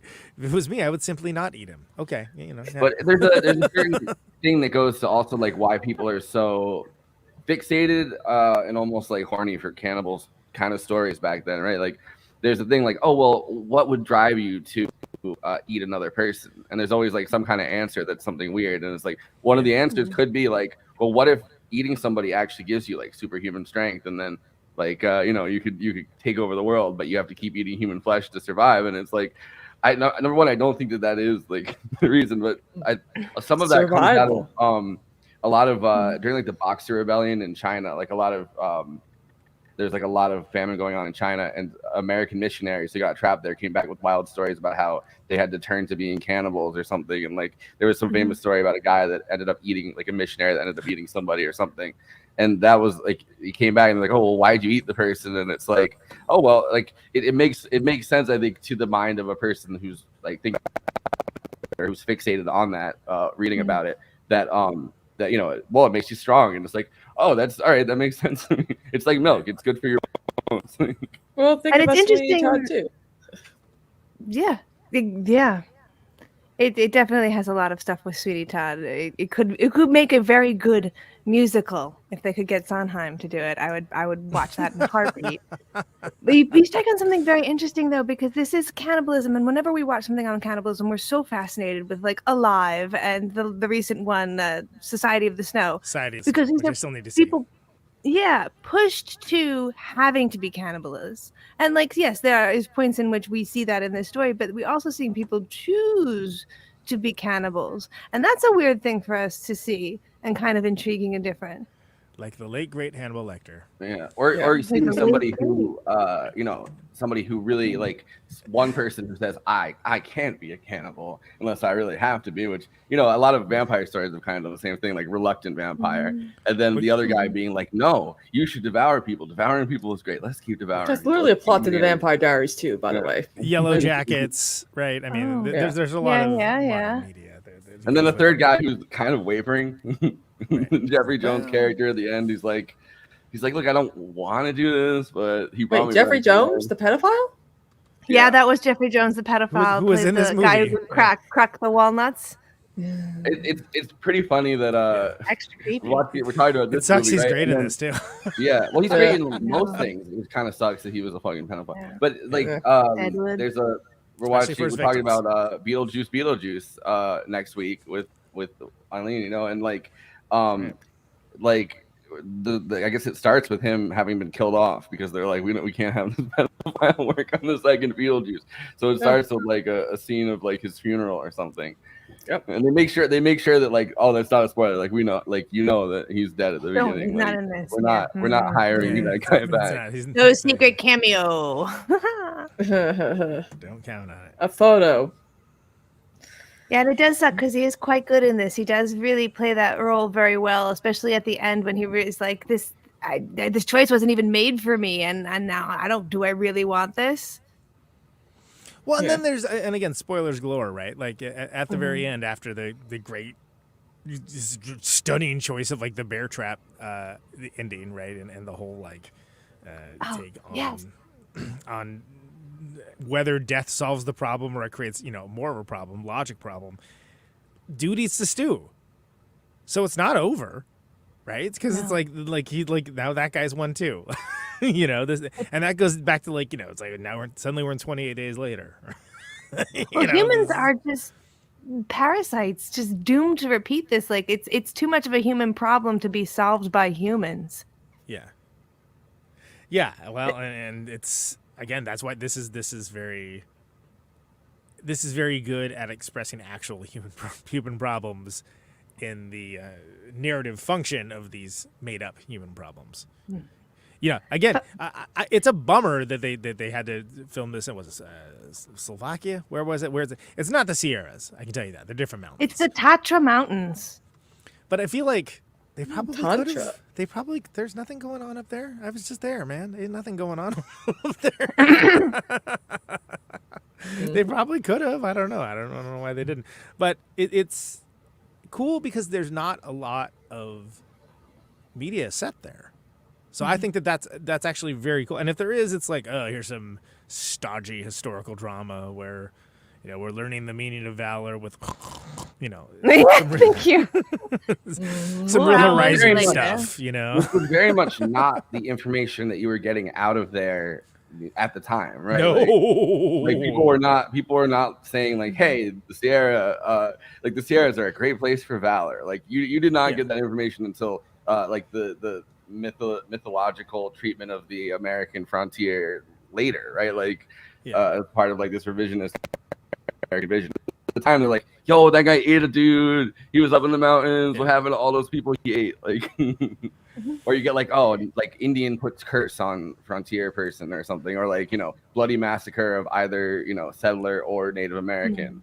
Or like, guy dies trying to get gold out of the ground. It's usually trying to do one style of story and do one thing and be one genre. And in this case, you have like, this major movie studio stunk like $12 million into a comedic cannibal western where people get like superhuman strength from like eating people, which is just like, I mean, again, it sounds like a Full Moon Features movie. How did this get made? Out of context. Let alone well. Oh my God, I remember Full Moon. At the time of this, it was Ted Griffin. That was the guy it was the guy from Ocean's 11, who's married to Sutton Foster. That guy, and he had managed to, I believe, in a week, pitch 3 like big movies, and this was one of them. He was on fucking fire, and they were just buying whatever he had. It's the guy who did Matchstick Men too, right? Yeah. Okay. I would have tried to keep it going, and I would have just seen like, could I get people to pick up more of my stuff? I would be like, guy gets dry, like he falls down the drain in his house, and he's underneath the pipes, and I would just come up with these like, see how far I could take it. Absolutely. Cold. He is also Agent Hughes in Wolf of Wall Street too. Just to go back to somebody recently, if I remember correctly. And he like wrote on The Shield, which I love and is wildly underrated. Oh yeah. He's now he does a lot of TV writing. That's what he. The Shield was really good and like way ahead of its time as a TV show. Anyway, we're not talking about that. Going back to what you were saying, Conan, about that scene with the bear trap, the fight just before that whole bear trap, ties into what Forrest is saying, because Antonia Bird is a director that kind of lets them do what they want to do. There's no choreography for that fight scene. They just said to the two actors, Pearce and Carlyle, this fight, I don't know, make something up. So what do you think is going to happen? So they're grabbing logs. They're all the headbutting. That's all just them being like, I don't know, I think I do this. And that reminds me, they're friends. I think still like Guy Pearce and Robert Carlyle. They like each other. So like there's a lot of camaraderie, I think, about the ideas that they have within this fight scene. So two things on that. First of all, it's very clear there's no fight coordinator, which is an actual job, right? But it's also, it reminds me of, and Stephen King's been invoked a couple times in the comments tonight, that in Stephen King's stories, and when people are fighting, it's not cool. Like it's sort of like it's real messy. Stuff gets like knocked over. People are biting each other. Like it's throwing real rocks. Like it's like how people actually fight. So I think that, which is crazy, that like with all of the other things that are happening, these fantastical elements of that what superpowers are bestowed upon you from like eating your fellow man, and the efficacy of these things and whatnot. You just have this rowdy, just awkward kind of like fight that like culminates in both dudes being in a bear trap, which is kind of the only way I guess this could end. I don't know how else would you end it, right? Bear market fighting. Huh. Hardly. I mean, it's just it's a wonderfully inept fight scene. They weren't even street fighting. Like they were. Like it doesn't below that. It doesn't look cool, right? Yeah, I mean, neither man is really trained in fighting, and they ate some other guys, but like they're just still real dudes. It's not like either of them ate a ninja earlier. Right. It's like talking to guys. One of the here, Sierra Nevada ninjas. Like, exactly. You know anything about fighting? And he's like, no, I know a little bit about drag. They're like, okay, well, try to incorporate some of that. Put that in your performance. You've got a Scotsman and an Aussie, so there's going to be a headbutt. Let's see. I mean, that's true. That's a good point. He gives him like I like that he gives him, because obviously like the end destination, he has to get to the bear trap or whatever. And I like that he gives him like 30 seconds inside of the room with the bear trap just there, and then he comes in and he's like, there you are. He goes to start fighting again. It's a little bit of a Chekhov's bear trap, right? Even time to come up with that plan. Yeah, like you see it, like, all right, that's gonna be used for something. I don't know. And what is that for? What is that, catching moose, bear? I don't know. That's a really, really big bear trap. A lot of bear traffic in that barn. Well, I mean, Yogi just kept going through and stealing their picnic baskets. Exactly. So they were like, we gotta right, boo boo. Hey, boo boo. We haven't said anything yet about the existence of, this is post-Scream Arquette. David Arquette is in here playing not terribly. Right. Like he kind of fades into the role, but you're like, that's the guy from Scream. That's how they kind of sold the movie. It's like, these two, and Dave, starring David Arquette, because they had to get the entire time. There's not a single legible or whatever intelligible word that he says throughout the whole movie. He's like pretty much, and it's like Boomhauer. Yeah, and that's an interesting character too, right? Sort of like, because there's like, is this character serious or funny, or I don't know, like both kind of. I mean, you gotta have. It's like the classic, you're getting to the loser's paradise kind of, right? Like this is where all the fucking burnouts from the the Mexican American War go. So it's like you get the one guy that's doing the Joe Rogan ice baths when you first see him. You get David Arquette's like smoking himself stupid. Like you have just all of these guys have different reasons. The one drunk guy that has like a really, really over the top Southern accent and is a fake doctor. Yeah. Yeah, the veterinarian. Yeah. Sorry. It's like trying to sell this podcast, movie night extravaganza, and Frankie. Right, exactly. Exactly. He is the star after I like all. the I like that he's like, yeah, so he's the Fort doctor because he used to be a veterinarian. My advice is don't get sick. And then that's exactly. Yeah. It's a rich tradition of that, both serious and. I also really like I don't know why, like the first thing that I think of is Count Olaf, but when he comes back as Colonel Ives, and they're just like, yeah, you're the head of this fort now because why not? You're a colonel, and so he comes in and they do the fucking Count Olaf where it's like where the kids are always like, oh, he has a tattoo of an eye on his ankle, and then he always has a way of covering it up, but instead they're like, well, I shot him, so he's got to have a bullet hole, and then he like takes it off and he's like, doing the whole thing where he's But they didn't put that Sutter Foster song in there. I mean, Stephen Foster song in there. They missed out. They could have. Opportunity. Look what you could have had. Look what you could have had. Yeah, that scene. It's. I mean, the pacing in this is also very well because I want to talk about specific scenes, but then I just find myself realizing I want to talk about the whole movie because it doesn't really have many. Like, it doesn't feel like it wastes scenes that are like, what the fuck is this for? Yeah. Yeah. Well, I think that there's. It's such a strange movie. Right, and I guess we'll get into that with final thoughts. We're gonna have to move on fairly quickly, but it's just I didn't know what I thought this was, but it wasn't what I thought it was at the same time, which is nice. I mean, it is nice. That's a nice thing. I like that. I like being surprised. I like when a movie sells me on. Like I like when you're watching something and you're like, I don't know what I think about it, and then something in the movie you're like, you know what, I'm sold. I'm a fan of this movie now. Yeah, and for me, that was the banjos and the running through the woods. Like, you son of a bitch, I'm in. They're after you. I realized I was like laughing despite myself. Like I was like watching that and just burst out laughing, and I was like, oh shit, like okay, like I feel good now. It's like how you like every time like Bailey Sarian like describes something really depressing and sad and like very like gory when she's doing her podcast. She's like, I'm laughing because it's how I cope with it. Yeah, yes. Absolutely. It's, well, that comes it's back very to like. Sorry, go ahead. Oh, I was gonna say it comes back to what we were talking about earlier about like breaking up the tension, right? For like things, it was so stressful, and it's like, oh, it just breaks up the tension. And things are so stressful, like internet connectivity. And I needed to turn on banjo, and my internet was going out. Loading. And there's also sorry. I forgot now. I've been bumped off so many times. You gotta do the Joe Biden and say, anyway, that's my time. Anyway, that's my time. I'm sorry. Anyway, it was NATO. Actually get through that time.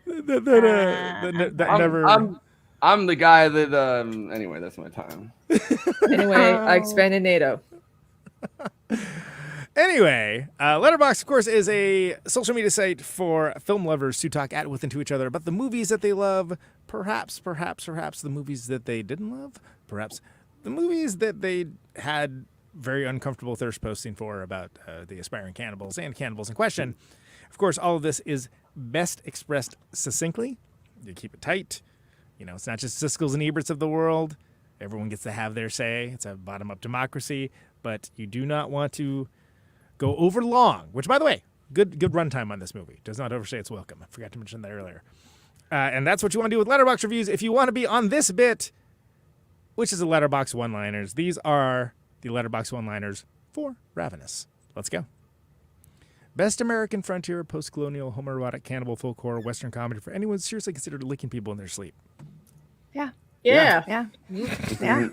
That's a lot, but that's the perfect. Did you say that's one of them?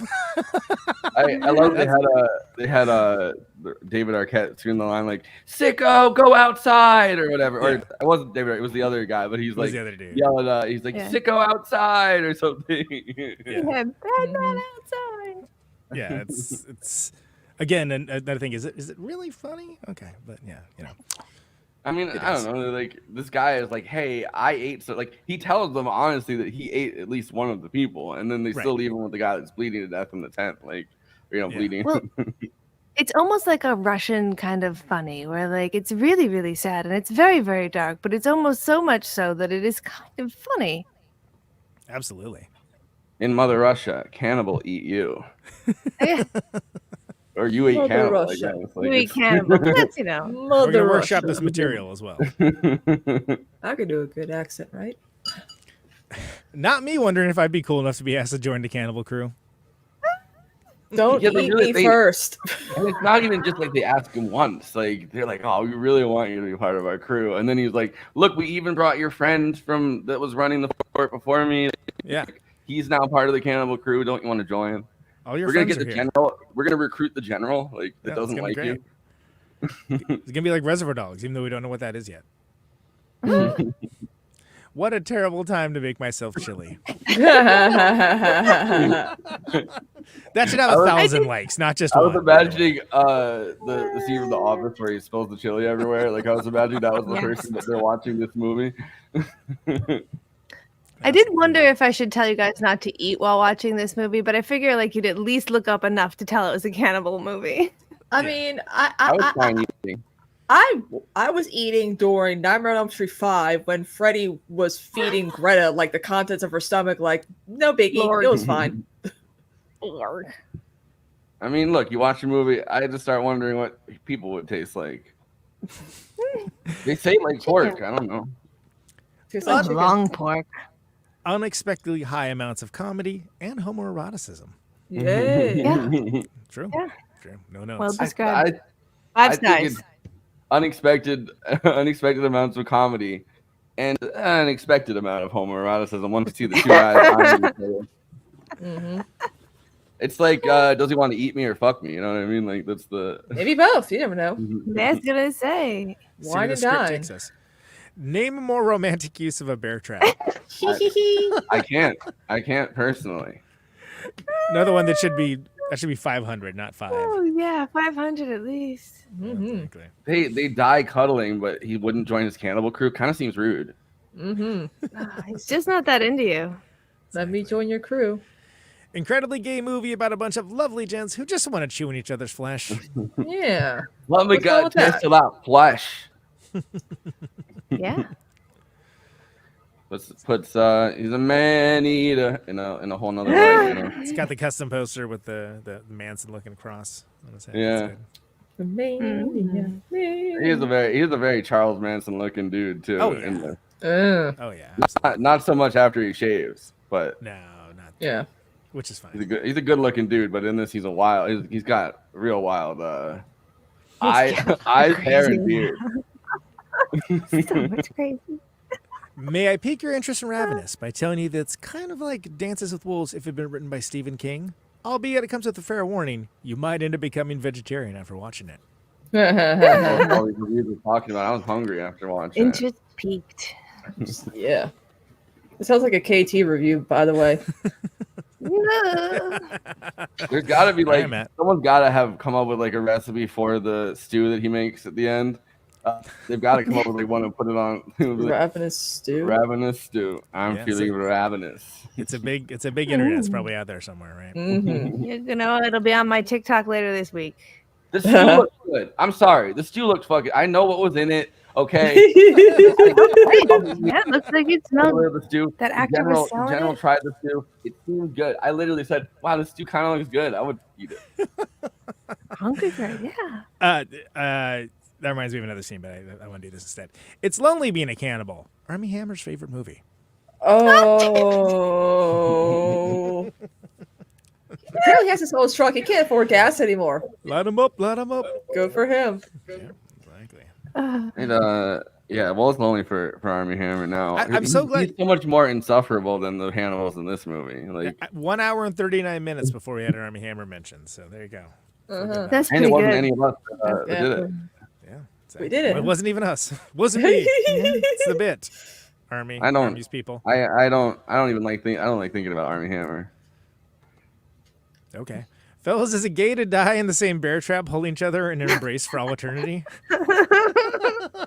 Oh, so now it's gay to be with the... Okay. Oh, I see how it is. Yeah. Next thing you're gonna be telling me it's gay to be buried next to your best friend.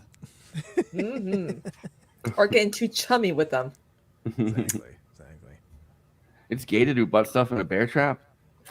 This world's gone crazy. This world's gone woke. It's a world gone mad. So woke. Yeah. Bones and all for knowing ass history majors. Hey, Forrest. Yes. Yeah. History majors, history buffs. Yeah, exactly. All that. Listen, those some really those well are, described.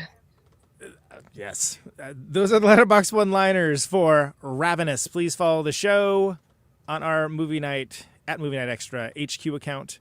We're doing stories of all the various shows, movies that we cover on the show, and lots of extra content, links to clips, all those kinds of things. And you can find all that at Movie Night Extra. You can find Forrest over there. Let me lick that wound. At Always Flacco. He's doing his Letterboxd. That wound. There he is. See, look at that. Look at these production values we have here. Don't you like my bio? I host a movie podcast. Movie night. it's very matter of fact. I host a movie podcast. Yeah, straight to the yeah. point. Okay. Cool. Fight me. So he's exactly that. See, that is true. That is something somebody can prove, as opposed to these like specious like claims of oh yeah, Ben Franklin once played canasta here. Okay, sure. I met him this weekend. Right, exactly. 3-cornered hat and all. I, of course, am at Conan Neutron. Peckish, really. This is me. And you can follow me for the highbrow, the midbrow, the populous fare, all of the various things that I am I cover on Letterboxd. Follow me along for the Criterion Challenge, which I'm way back on track for, and Film School Dropouts, which I'm absolutely not on track for. So that's a good time to do that. KT Baldassaro is very sneaky. She's very sneaky. This is her account at Movie Runtime. You can follow her. She's deep linking over to her TikTok and reviewing things in text form, all that good stuff. Great follow, someone I enjoy hearing the thoughts of very much, even on this show. Kristina is Ravenous. And holding a sippy kitty. And exactly. There's kitties involved. It's always a good time. And she is on Kristina, so you can follow her. She's a little more infrequent with the logging. Will that change? I don't know. Maybe you'll keep her on the Patreon. More like Raven Sus. Yeah. All right, there it is. Hey, well, I'm gonna be fed the rest of the year. Beetlejuice, Joker, Wicked, Nosferatu, Bob Dylan movie. Some guy. You're gonna be fed the flesh of some guy. Yeah. Not even a young guy, just a regular guy. Right? He knew the joke. Of course I did. Come on. And did we mention Adam McKay? I know we mentioned it on the the previous pregame. Yeah. So guys, because I'm still one? on Twitter, unlike these two dudes, I managed to get us Adam McKay on the podcast in November. Director of some great movies, Anchorman, The Other Guys, Don't Look Up. It's gonna be a great time. Vice. Yeah. I think it's the first. I think it's cool. the Big Short. first potential future guest that got us in touch with they were like, get in touch with my publicist or whatever, like my press person. We only even had a guest to that level yet. Yeah. Woo! We do now. Let's Moving on up. let's hear the plugs. If you're watching us on YouTube, please like and subscribe, and then hit the bell to get notified whenever we're streaming. And we'd humbly request that you watch the video to the end, because it helps us with the algorithm and helps more film fans to discover the show.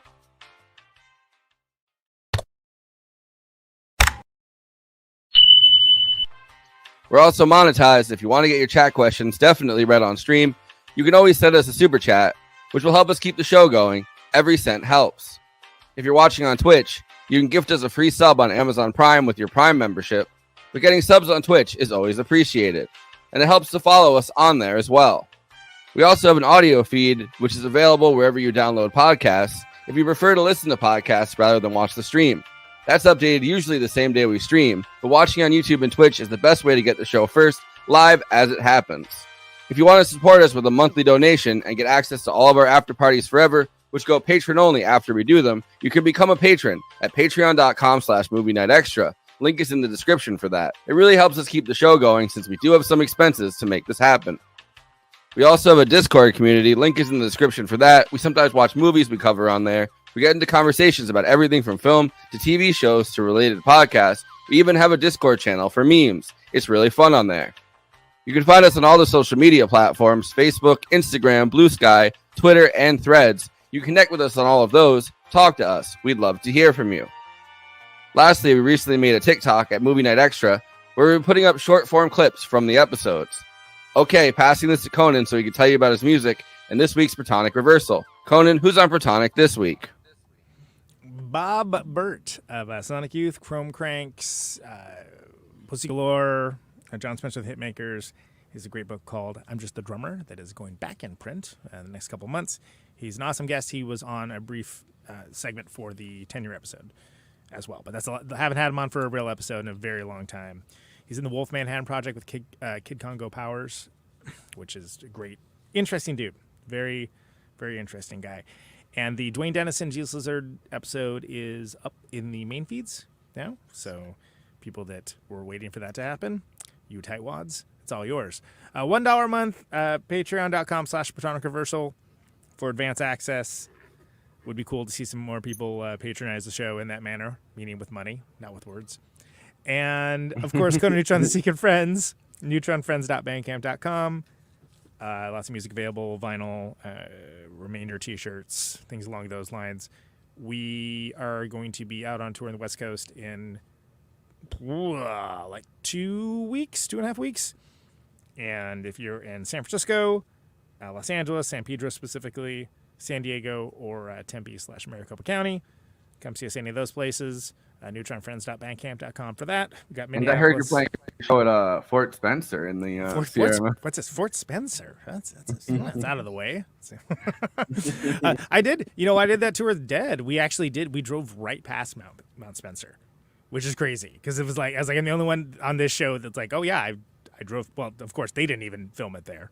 But the actual place that it was based in, it's like I just drove past it. It's crazy. That really is where they would send the especially like before the Civil War. Like that really is where they would send the guys that that kind of fort where they'd be like, "Look, you fucked up." Well, we all know it. We're gonna send you into the wilderness is basically what they were doing, right? Which it very much was and kind of still is. Although there's a nice freeway that goes through it now too. We're going to assume that was not off camera during that film. A freeway built by, you'd never believe it, by, a Colonel Ives. And it shows with God Bullies in Detroit and Louisville and Dead Bob and Long in Minneapolis. St. Paul and Chicago coming up as well. And yeah, you can find me on all the normal socials at Conan Neutron. I'm very, very consistent that way. Yeah, you can't play shows in Minneapolis anymore because Tim Waltz burned it down. Exactly. Never. That's what I hear. Exactly. Yeah. So we've been told. Kristina, I think you would normally are next. So I guess we're gonna get order of seniority. I don't know what we're doing here. But. Yeah. So guys, for those who don't know, it is September for a lot of us Twitch streamers. Well, literally everyone. If you subscribe, it's 25% off this month till October 1st. And then gifting subs are also 30% off. So help your girl. My birthday is next month, and I want a nice Twitch payout, please. Your birthday's in Domtober. Yeah, October. Same day as Cardi B, Eleanor Roosevelt, and Fred Trump. I shouldn't have. That's so stupid. I shouldn't have laughed at it, but I did laugh at it. So that's my own problem. Yeah. Also, too, taking tomorrow off because I'm going to watch the first Beetlejuice. Thursday is Beetlejuice, and then Power Report with Dan from the Web. What? He's making a joke about don't say it the third time. Yeah. Beetlejuice. Anyway, we'll come back. Now we have to do it for the next episode. Oh, we're gonna do that. And then of course Saturday we started doing Shadow Saturdays where we watched the soap opera Dark Shadows, and my community's hooked. They're hooked. They're like, it's a good show. I haven't seen it in a long time, but it's a good show. I mean, it's got everything. It's got doppelganger storylines. It's just good. It's just good. And of course Sunday Fun Day. Course. I told you guys already because I sent you guys the screenshot, but my grandma has one of those like Alexas, and it like with the ads or whatever, and it pops up with the Beetlejuice ad. Like they're advertising all over there, and it's like it says say Beetlejuice to find out more, and I was like, nice try. You're not gonna try Beetlejuice. Oh, God, found it. You are so terrified of him. It's funny. KT, how about you, man? Yeah, I do want to say that I joined Kristina for her Sunday Fun Day last, and it was really fun. Like, we were listening to clips and guessing songs and watching old Craig Ferguson. So I do encourage people to check that out. It was really an interesting thing to do. I have not joined Twitch for more than like watching Dark Souls videos, so it was enlightening for me. Yeah, we have fun times. Yeah, definitely. As for what I am up to, you're gonna run out of Craig Ferguson and have to go back to Johnny Carson. Never. Just start right at the beginning again. Exactly. As for me, I am up to the same stuff. I'm on all these different podcasts, always talking about movies. Excuse me. I got so hungry I had to like eat a bunch of chips in between while everyone else was talking. Well, it's Ravenous, so of course. Yeah, because you're like, oh man, imagine if these chips were humans. Boy. Oh my God, little crispy human skin.